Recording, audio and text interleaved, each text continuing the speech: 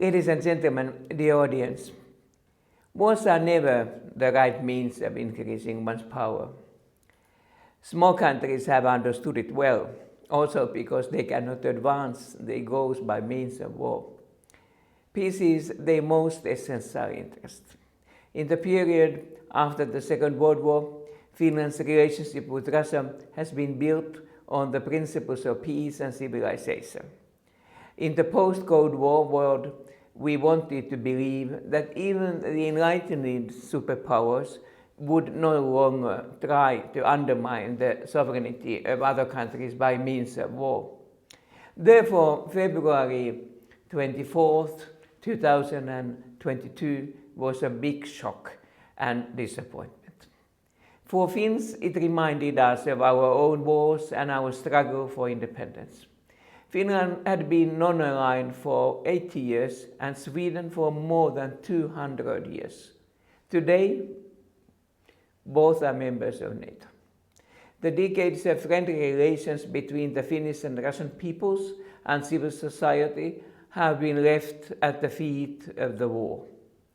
This book is based on the Academy of Finland's Joint Excellence Unit of Western and Russian researchers.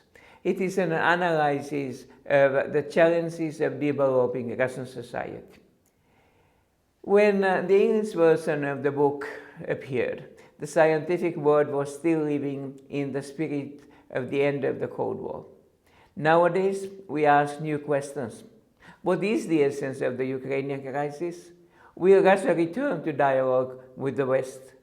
Can we still find a common language with systems external to the West, with Russia, China, and the countries of the global South? Or is it humanity sliding from a Cold War to a hot war?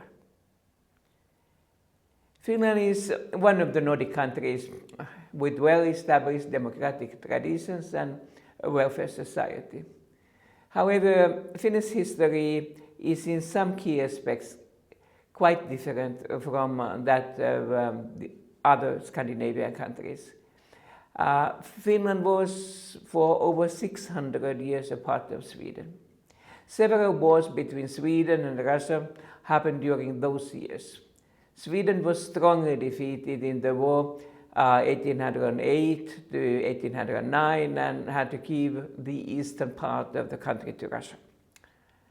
Finland's experience has included being part of the Russian Empire, albeit a very autonomous part, as the Grand Duchy of Finland, from 1809 until 1917. And part of our history of independence has included warfare. We fought twice against the USSR during the Second World War. Finland came out of the war without Soviet occupation and remained an independent democratic society with a market economy. In that sense, our history also separated us in a fundamental way from our Baltic and Eastern European neighbors. Finland had never been a part of the Soviet Union, nor member of the Warsaw Pact or Comecon. The post-war world and the polarizing structure of the Cold War was a lonely environment. Yet Finland managed to rebuild after the war. Hosting the Conference on Security and Cooperation in Europe in the 1970s was an important moment for Finland, as the country presented itself as an ideal site for deterrent and East-West diplomacy. After Cold War, we have had natural mutual interest with Russia in trade and in environmental issues, as well as in many forms of everyday interaction. But we have now again learned that history has not ended and that the world is round. We face the war in Europe and the global risk of a new Cold War. Russia's relations to the West have become highly problematic, and Russia is increasingly turning to the East, prioritizing China as a partner. We are almost witnessing the end of the old school of diplomacy, an institution that was based on immutable laws and rules that were observed even at the height of the Cold War. This new environment of high risks requires a new analysis of Russia. We have invested increasingly in this field from the mid-1990s, when many other countries were downsizing their institutions of Russian studies, believing in the end of the history. We never believed that Russia would be like any other society. More and more Finnish scholars have examined Russian history, politics, and culture.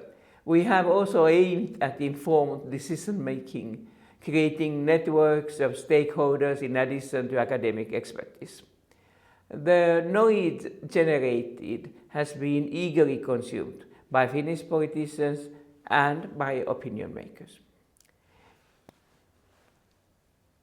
Nowhere has this scholarly tradition been more productive than in Helsinki University's Alexandria Institute, the Finnish Center for Russian and Eastern European Studies. Over 2 decades, it has grown from a small initiative with only a handful of scholars into an internationally prestigious institute overseeing nationwide educational programs, producing renowned experts and informing both policymakers and international public opinion. As a recognition of the Institute's huge contribution, the Finnish Academy awarded it with the 6-year Center of Excellence in Russian Studies.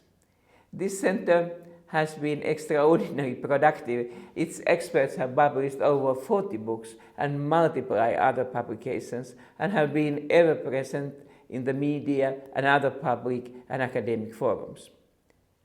Part of the culmination of the Center of Excellence is the present volume. The book, with contributions by many very distinguished scholars, is an ambitious attempt to move to the very forefront to contemporary Russian studies. Since Russia is a country undergoing constant surprises, high risks, and profound transformations, scholarship needs to be alert and observant to understand and to chart these huge changes.